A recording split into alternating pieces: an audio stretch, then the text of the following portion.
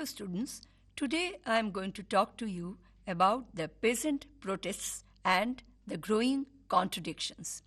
The social diversity of early medieval period centered around power relations focused on the control over land and the structure of the caste or the jati groups.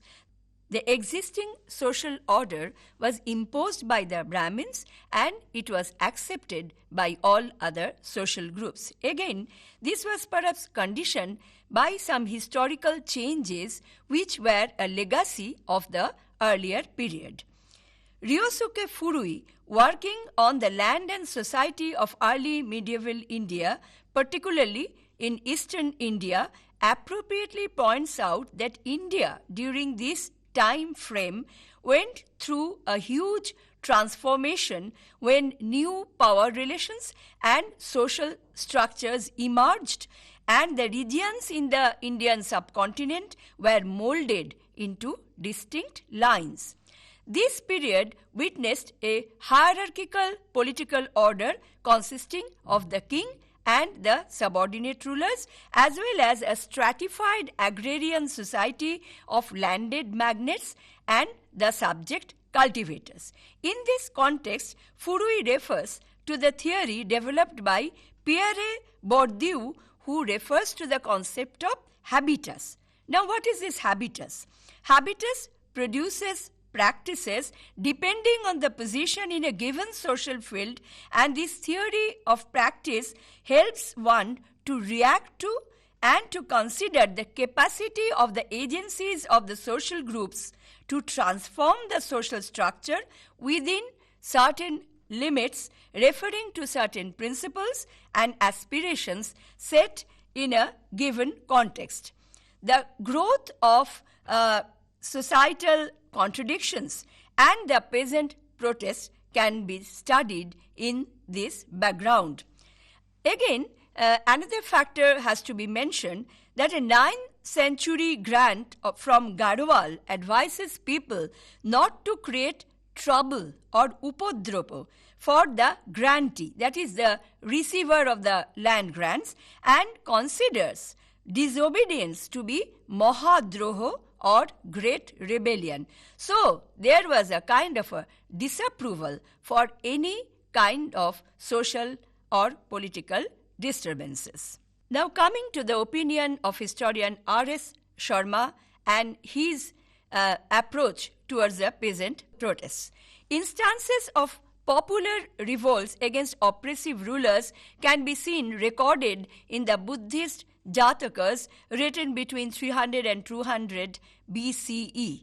According to B.C. Shen, whenever a story is told of a popular victory over an absolutist power or acts disapproved by the people, it is shown to be an amalgam of three communities, the Brahmanas, the Kshatriyas and the Vaishyas.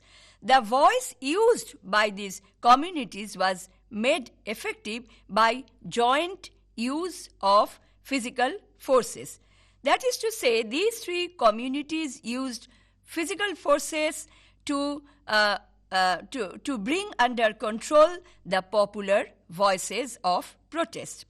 It occurs in the law books of 5th to 10th centuries, that is the law books of Narada, Brihaspati and Kattayan, and also in Agni Purana, that the claims based on royal charters were more legal and effective than the claims based on customs, religion, or the common kind of agreements. So the claims made by the peasants or any other groups on the basis of customs, religion, and simple agreements did not really carry the legal status of the royal charter. Peasants used various methods of protest. They complained to the monarch about the exploitation of the local authorities when he came during the royal visits. Self-immolation was yet another form of protest, a very violent form of protest. This was specially found in South India. Even people killed themselves in the public places to voice such protests. A dancing girl threw herself from the temple tower to assert the right of her relatives to cultivate the land which was assigned for her maintenance. A Brahmin, in an exceptional case, immolated himself to support the cause of the temple guards and the servants over a similar issue.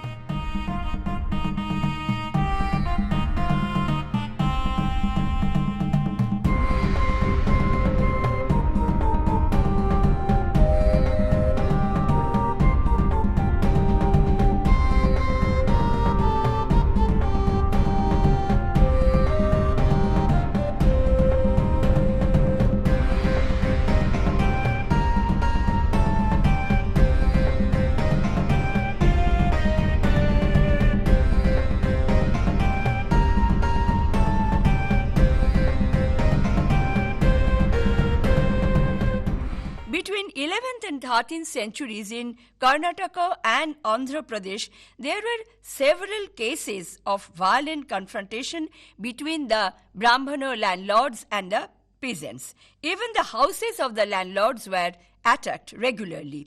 According to R.N. Nandi, in retaliation, the Brahman landlords not only burned the villages but also destroyed the standing crops. Many hero stones can be identified in South India which recorded the act of bravery performed by those who took part in such conflicts and died in the process, and on the side of the landlords as well as on the side of the peasants. Such hero stones are known as Veeragallu or Veerakallu, and they are found in large numbers in Karnataka as well as in other parts of the southern peninsula. Between 11th and 14th centuries, there are many inscriptions which mention not only endowment, construction and maintenance of tanks, but also speak about the fights for their use. Tanks being the chief source of water for irrigation, the peasants contested the attempt made by the village headman to get a larger share of water. During the reign of the Chola monarch Raja Raja III, the vassals tried to take upper hand in the backdrop of Pandya invasion. In Tanjore, not only the temples were deserted and the images removed, but more significantly, the land deeds and several other papers connected with the land assignments were destroyed. Apart from the vassals, the temple tenants and the other peasants who suffered from the oppressive taxation structure took part in this kind of movements. They wanted to damage these records so that they could free themselves from the oppressive taxation structure.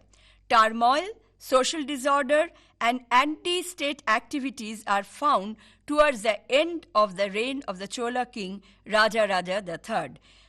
Punishments were inflicted against the rebellious subjects by public sale and confiscation of their landed properties. In the 23rd year of Raja Raja III's rule, there was a famine. A record states that at the time of the famine, an individual named Anda Randa, along with others, opened the coffers of the temple lands. Probably they settled the lands with the agriculturists at a lower rent in view of the famine. In course of the time, however, actions were taken against Anda Randa and his associates when their personal lands were confiscated by the authority. Several other cases of violent rural unrest can be identified during this period, although these were not really that organized peasant movements as we can find in the later period, but they were quite important. Destruction of land records and titles certainly gave the protesters some kind of benefit. They also took advantage of the rivalries between different groups of beneficiaries, both religious as well as non-religious, as well as they took advantage of the conflict between the beneficiaries and the state.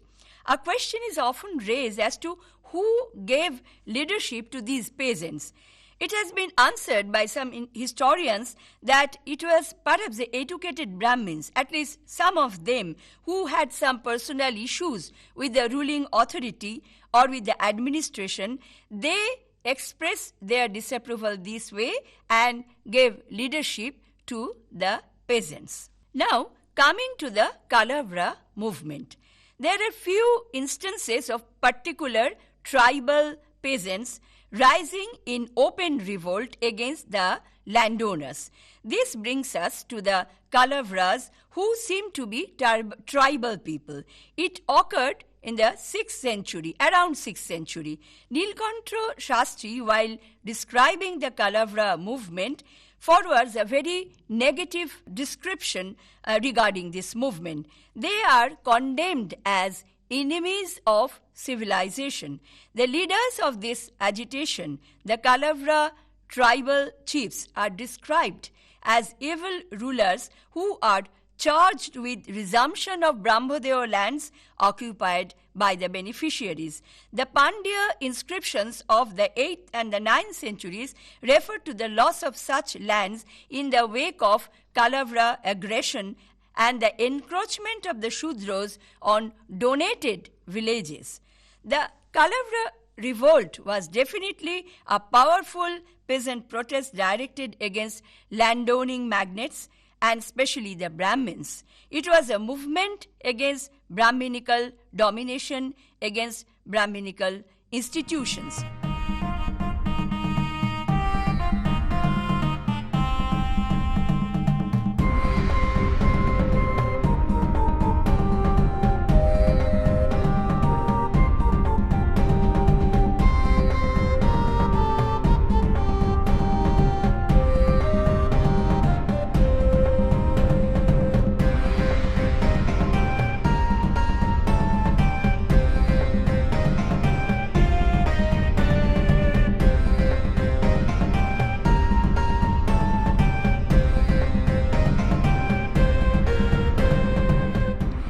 The 3rd century, that is in the Sangama age, when the early Pandyas, the early Cholas and the Pallavas were dominating southern India, vast tracts of lands were granted to the Brahmins by the rulers.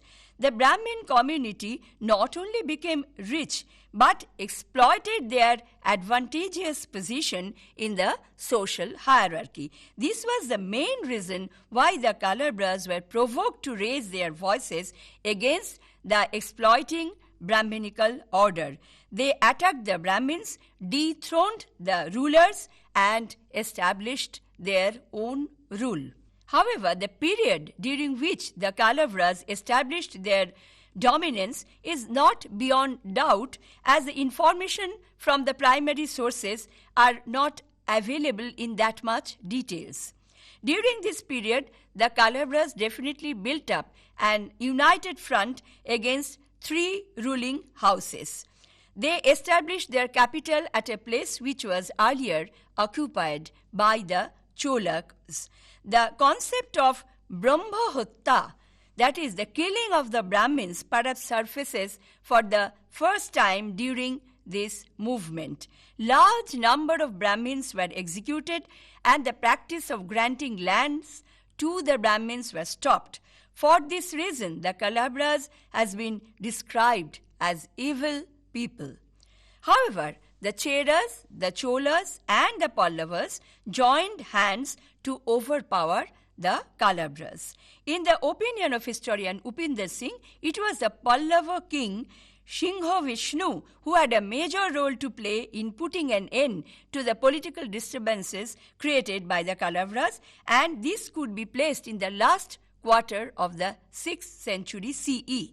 According to historian R.S. Sharma, although their rule lasted for a very brief period, say around 75 years, the Kalavras definitely upset the existing social and political relationships. The Cholas suffered a lot.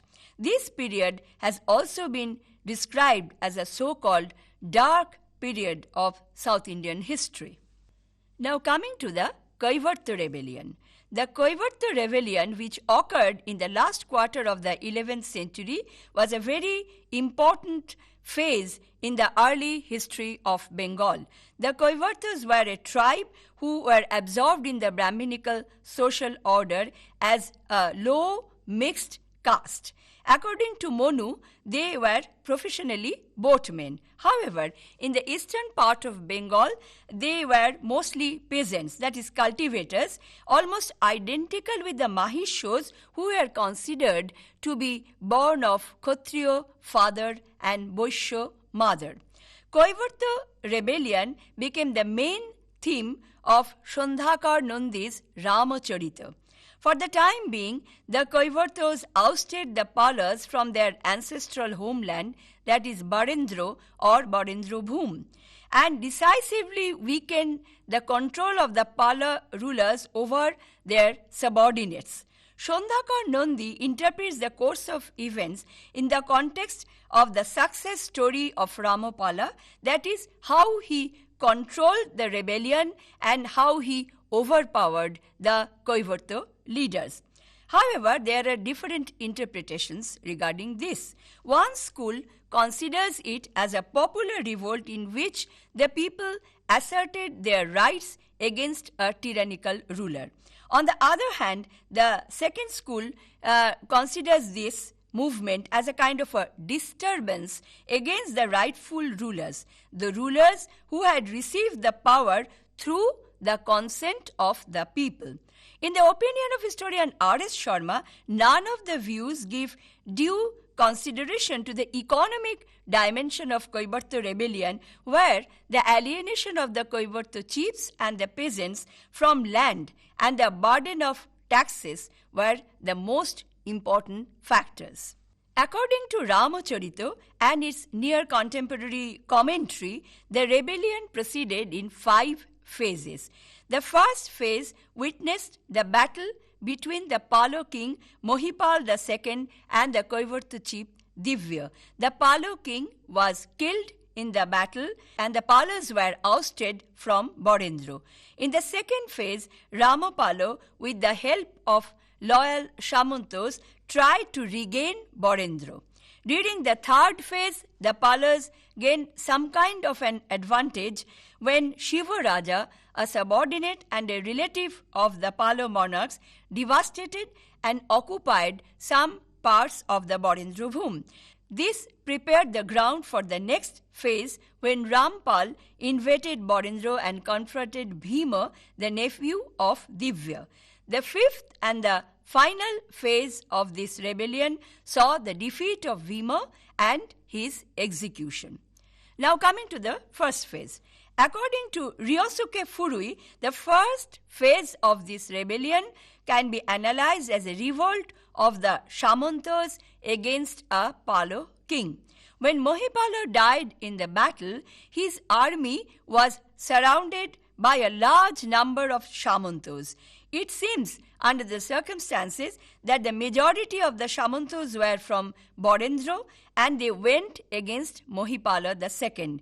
Divya or Divvaka was one such Samanta who played a leading role, and he is referred as the enemy Kaivarta chief and the ruler of the earth, that is the Barendra Bhum.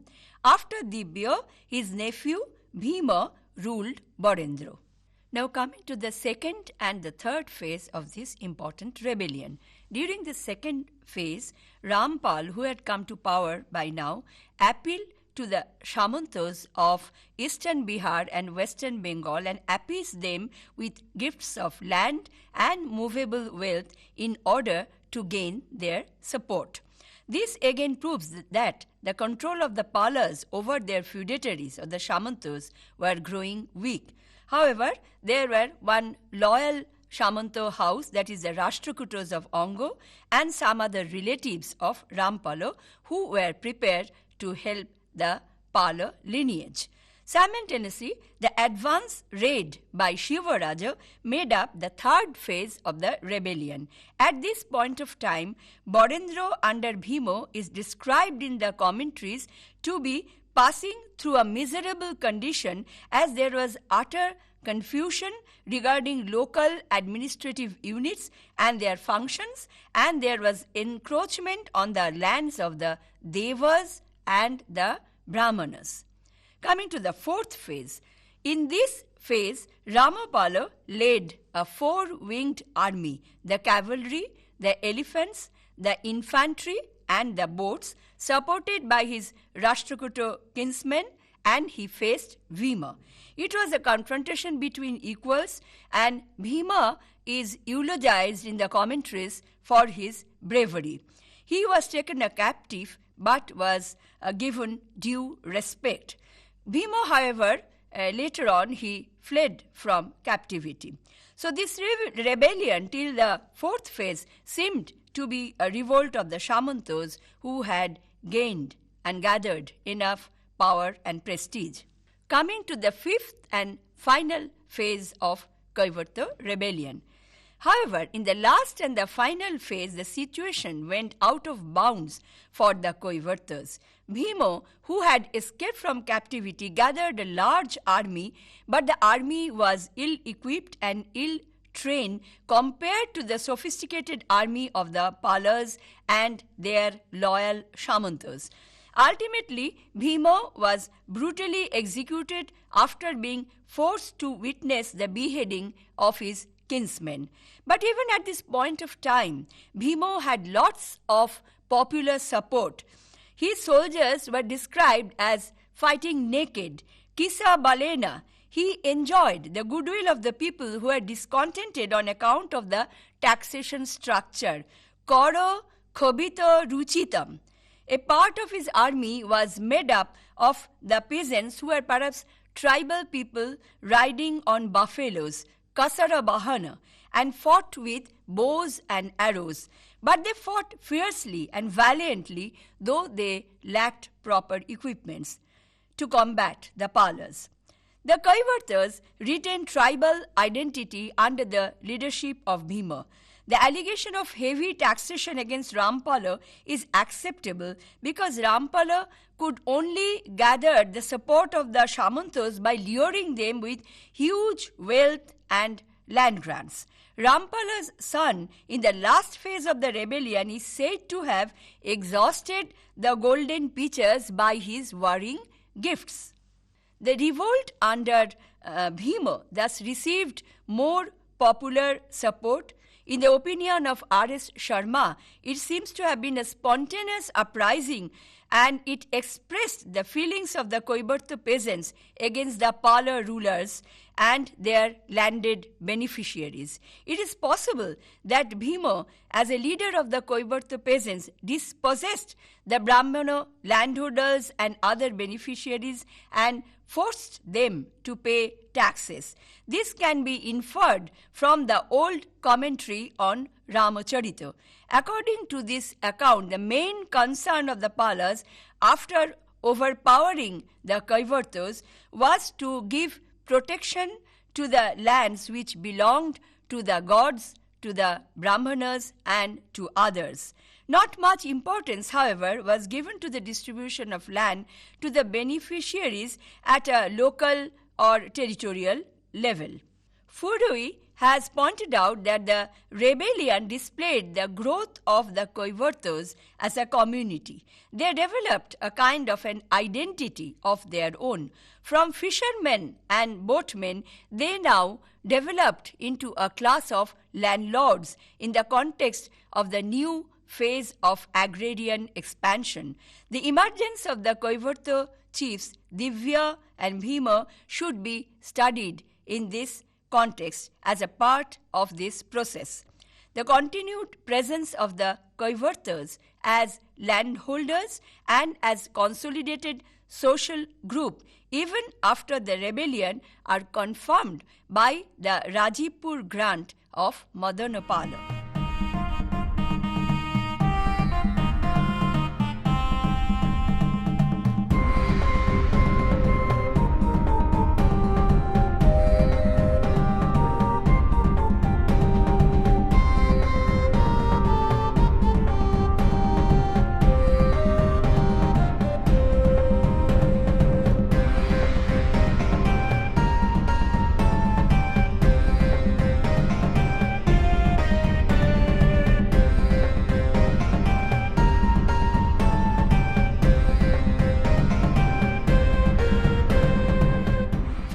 scholars, the rebellion was an unfortunate disturbance of dharma.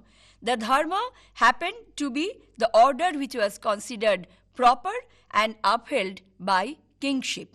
However, the rebellion definitely exposed the weakness of the Pala dynasty, who at this point of time depended on the purchased loyalty of their Samantas or feudatories. Now coming to the religious perspective of peasant revolts. The role of religion in mobilizing the peasants against the authority should also be taken into consideration. While the Kalabras were categorically anti-Brahminical, they have been described as followers of Buddhism and perhaps, according to some sources, followers of Jainism. Reference to Kalabra Kula is found in the writings of a Buddhist monk around 7th century. The Kaivartas were Shaivites, while the Palas were patrons of Buddhism. Buddhism and Shaivism were definitely opposing each other in eastern India, even in the later centuries. In fact, Ramapala, after overpowering Bhima, built several Shiva temples in his newly founded capital, Ramavati, with a view to pacify the local people who were the Kaivartas.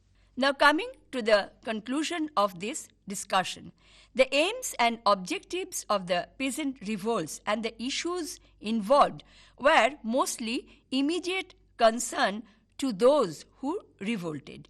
The peasants mostly revolted against the exploitation by the Brahminical order and the taxation structure imposed upon them by the royal houses. As it can be observed from the two cases, long-term socio-political or economic changes were still to come. The Kalabras, who replaced the power of 3 Tamil kingdoms for a short spell, did not leave much trace of their rule. They seized the land of the Brahmins and upheld some egalitarian principles.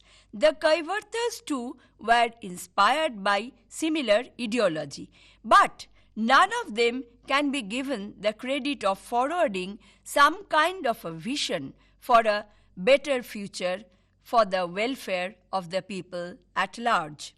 At the same time, one must accept the fact that the peasant protests and rebellions undermine the existing social, political and economic structures and threw a remarkable challenge to the authority. Thank you.